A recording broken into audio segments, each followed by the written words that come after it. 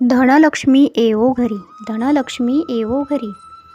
लक्ष्मीची कृपादृष्टी असो त्यावरी, लक्ष्मीची कृपादृष्टी असो त्यावरी. करून सोन्याची खरेदी करू अक्षय तृतीया साजरी, करून सोन्याची खरेदी करू अक्षय तृतीया साजरी. अक्षय तृतीयेच्या सर्व ताईदादांना खूप खूप खूप मनापासून स्वामी अशा शुभेच्छा. तर या दिवसापासून तुमच्या आयुष्यात भरभराट येवो, तुमच्या चांगल्या इच्छा सर्व स्वामी महाराज पूर्ण करो हीच मी स्वामींचरणी प्रार्थना करते. अवधूत चिंतन श्री गुरुदेव दत्त श्री स्वामी समर्थ महाराज की जय. आज आपण अक्षय तृतीया या सणाबद्दल माहिती जाणून घेणार आहोत. तर काही ताईदादांनी मला कमेंट केली होती की ताई सणावाराविषयी माहिती सांगत जा, की पारंपरिक पद्धतीने सण कसे साजरे करावे आणि त्याची माहिती तुम्ही चॅनलवरती देत जा. तर त्याच संदर्भात मी आजचा शुभमुहूर्त म्हणून अक्षय तृतीया या सुंदर अशा छान अशा शुभमुहूर्ताची किंवा या सणाची माहिती घेऊन तुमच्यासमोर आली आहे. तर अक्षय तृतीया हिंदू दिनदर्शिकेतील एक दिवस आहे. हिंदू कॅलेंडरप्रमाणे वैशाख शुद्ध तृतीया या दिवशी अक्षय तृतीया येते. अक्षय तृतीया ही 3.5 मुहूर्तांपैकी एक शुभ मुहूर्त समजला जातो. कालविवेक या ग्रंथामध्ये या दिवशी व्रत करण्याचे महत्त्व विशद केले आहे. त्याचप्रमाणे जैन धर्मामध्येही या दिवशी व्रत करण्याचे महत्त्व विशेष आहे. या दिवसाला अखातीज असेही म्हटले जाते. या दिवशी अन्नपूर्णा देवी जयंती, नरनारायण या जोडदेवाची जयंती, त्याचप्रमाणे परशुराम जयंती, बसवेश्वर जयंती आणि हयग्रीव जयंती या दिवशी भगवान व्यास यांनी महाभारत ग्रंथाची रचना करायला प्रारंभ केला आणि त्यांचे लेखनिक म्हणून गणपतीने काम केले अशी आख्यायिका प्रसिद्ध आहे. आता आपण या अक्षय तृतीयेचे महत्त्व जाणून घेऊया. तर या दिवशी भारतातील उत्तराखंड या राज्यातील बद्रीनारायणाच्या बंद देवळाचे दार उघडतात. हे मंदिर अक्षय तृतीयेला उघडल्यावर दिवाळीतच भाऊबीजेला बंद होते. नरनारायण या 2 देवतांची या दिवशी अवतार कार्य घेतला असं म्हटलं जातं. परशुरामाचे अवतारसुद्धा याच दिवशी झाले होते असेही मानले जाते. म्हणूनच या दिवशी परशुरामाची पूजा केली जाते. वृंदावनाच्या श्री बागे बिहारीच्या मंदिरात फक्त याच दिवशी श्री विग्रहाचे चरणदर्शन होते आणि बाकी पूर्ण वर्ष ते वस्त्रांनी झाकलेले असतात. जो मनुष्य या दिवशी गंगा स्नान करेल तो पापांतून मुक्त होतो अशी भारतीय संस्कृती धारणा आहे.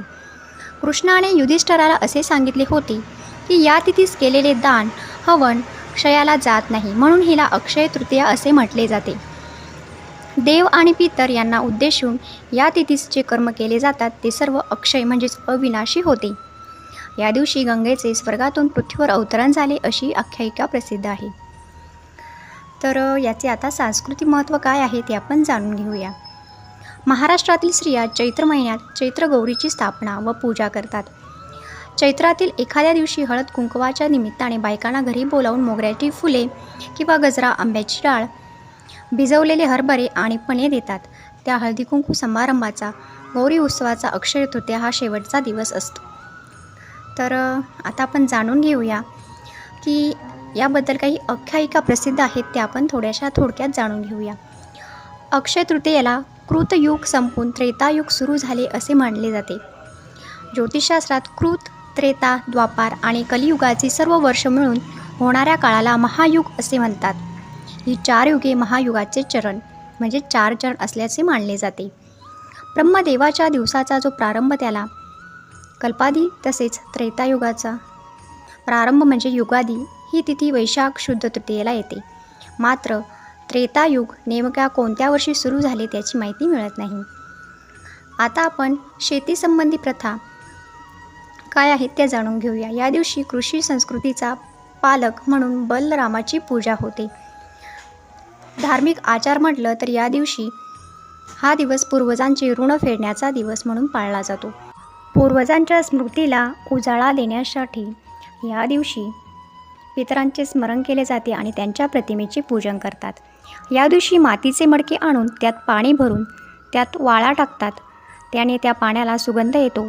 पळसाच्या पानांच्या केलेल्या पत्रावळीवर व द्रोणात तांदळाची खीर, कैरीचे पणे आणि चिंचोणी, पापड, कुरडया इत्यादी वाढतात. सुगंधित पाण्याने भरलेला घट ब्राह्मणाला दान करतात. असे केल्याने पितरांचा संतोष होतो असे मानले जाते. तर या दिवशी सुरू केलेल्या कोणत्याही शुभ कार्याचे फळ अक्षय म्हणजेच न संपणारे असते असा समज आहे. अक्षय तृतीयेच्या दिवशी सुदोदित सुख समृद्धी प्राप्त करून देणाऱ्या देवतेच्या कृतज्ञतेचा भाव ठेवून केलेल्या उपासनेमुळे आपल्याला होणाऱ्या त्या देवतेच्या कृपादृष्टीचा कधीही क्षय होत नाही अशी समजूत आहे. तर आता हिंदू व धार्मिक सांस्कृतिक आचार आपले कसे असले पाहिजे, तर या दिवशी जवळच्या नदीत किंवा जमल्यास गंगेत वा समुद्रात अंघोळ करणे. त्याचप्रमाणे सकाळी पंखा, तांदूळ, मीठ, तूप, साखर, चिंच, फळ आणि वस्त्राचे दान देऊन ब्राह्मणांना दक्षिणादान देणे. ब्राह्मणांना भोजन घालणे. या दिवशी सातूचे महत्त्व असून ते जरूर खाणे. त्याचप्रमाणे या दिवशी नवीन वस्त्र, शस्त्र, दागिने यांची खरेदी करणे. 3.5 मुहूर्तापैकी एक असल्याने या दिवशी नवीन घरात प्रवेश, नवीन वस्तू घेणे, मोठे आर्थिक व्यवहार करणे आदी शुभ कामेही केली जातात. तर भारताच्या विविध प्रांतात व प्रदेशात देखील हे सण वेगवेगळ्या नावाने साजरे केले जातात. तर उत्तर भारत या प्रांतामध्ये या दिवशी पूजा आणि प्रार्थना केल्या जातात. परशुराम जन्मोत्सव साजरा केला जातो. गंगा नदीमध्ये स्नान करणे, तीर्थयात्रा करणे, यज्ञ करणे तसेच अन्न धान्याचे दान केले जाते आणि ब्राह्मणाला सातू आणि समेदा दिली जातात. असे धार्मिक आचार या दिवशी केले जातात. तर ओरिसामध्ये शेतकरी वर्गात या दिवसाचे महत्त्व विशेष आहे. या दिवशी लक्ष्मी देवतेची पूजा करून नवीन धान्याची पेरणी केली जाते. या सणाला मोठी चोहाणा म्हटले जाते. या दिवशी पालेभाज्या आणि मांसाहार यांचे सेवन केले जात नाही.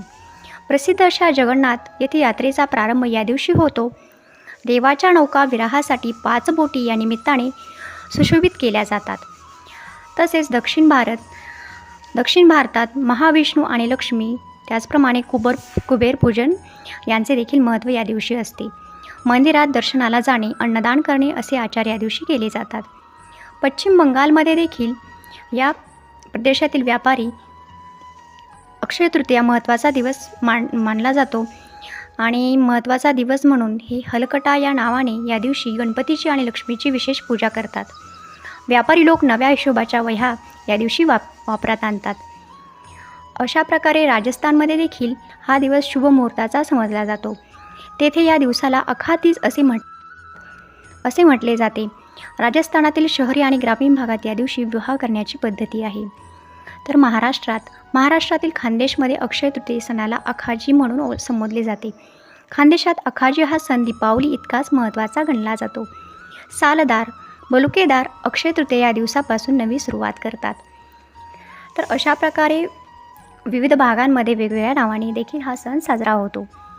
त्याचप्रमाणे अन्य धर्मात जसे की बौद्ध धर्मामध्ये अखाजी या दिवसाचे विशेष महत्त्व मानले जाते. बौद्ध धर्मातील क्षत्रिय परंपरेत या दिवसाचे औचित्य आहे. अक्षय तृतीयेची पूजा कशी करावी ते आता आपण बघत आहोत. तर अक्षय तृतीयेची पूजा घरी कशी करावी, तर पूजेच्या वेळी भगवान विष्णूला चंदन, फुले, अगरबत्ती आणि तुळशी, त्याचप्रमाणे देवी लक्ष्मीला कमळ अर्पण करावे. दूध, तांदूळ किंवा डाळ यांच्यासारख्या पदार्थासह घरीच भोग म्हणजेच नैवेद्य तयार करावा आणि तो देवतांना अर्पण करावा. घरातील सदस्यासह आरती करावी आणि सर्व सभासदांना प्रसाद वाटप करावे. तर अशा प्रकारे अगदी थोडक्यात आपण घरामध्येही अक्षय तृतीया हा सण साजरा करतो. जसे की आपण आपल्या पारंपरिक पद्धतीने घरामध्ये गोडाचं जेवण बनवतो, त्याचप्रमाणे हा नैवेद्य पितरांना दाखवतो. तर त्याचप्रमाणे या दिवशी पितरांचे स्मरण म्हणून एखादा उपवास करू जेवू घालतात. तर असेही तुम्ही करू शकता. तुमच्या इथे जर अशी परंपरा असेल तर ती देखील तुम्ही पाळू शकता आणि हा सण अशा प्रकारे अगदी सोप्यारीत्या साजरा करू शकता. त्याचप्रमाणे तुम्हाला शक्य होईल तेवढी तुम्ही सेवा करा. आणि असं म्हणतात की या दिवशी जी सेवाही केली जाते ती देखील अक्षय असते, कधीही संपत नाही. तर जमेन तशी सेवा देखील करा आणि छान प्रकारे तुम्ही अक्षय तृतीया हा सण 3.5 मुहूर्तापैकी अतिशय महत्त्वाचा मानला जाणारा हा सण तुम्ही आपल्या घरी अगदी सोप्या पद्धतीने साजरा करा.